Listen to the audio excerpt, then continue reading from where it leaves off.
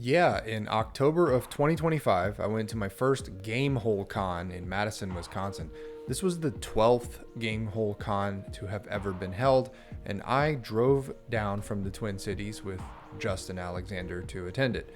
It's a relatively small convention with about 6,000 in attendance this time around. I'm told that it grew a bit bigger and faster than it had any right to because early in the convention's history, there were some big names from WotC who attended as a result of not being allowed to attend GaryCon at the time or something like that.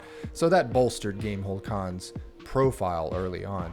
Honestly, I thought it hit the sweet spot for convention sizes. Not so big as to be utterly lost and overwhelmed by crowd sizes and the number of things to do and see, but not so small as to be underwhelmed and slightly depressing. This was just right.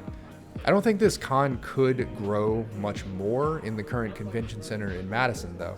There isn't really much going on in terms of hotels or restaurants or even walkability of any sort around the convention center. So if the attendance grows much more, then it will be really awkward for a lot of attendees. Plus, the actual gaming space seems to be at about capacity at 6,000 attendees. I can't claim to have seen everything that there was to see at this convention. I only got to spend 2 days there out of the 4 or 5 that it was held, and there were literally thousands of events held over those days.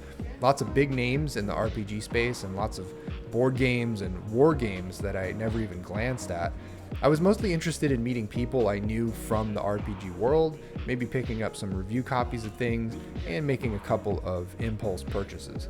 One really fun thing that happened was getting into a game of Pirate Borg run by Limithron's own Tyler Stratton, brother of creator Luke Stratton, and really incredible GM in his own right. It was a very inspiring game where we got to preview the upcoming starter set for Pirate Borg, which had all kinds of deluxe tchotchkes like metal coins and primo dice. I'll try to review it on this channel when I get my hands on a copy. I was also in my first ever panel, thanks to Justin Alexander cramming me into one that he got organized on the fly. I don't have any pictures from it, but it was fun to talk YouTube with Ben and Justin.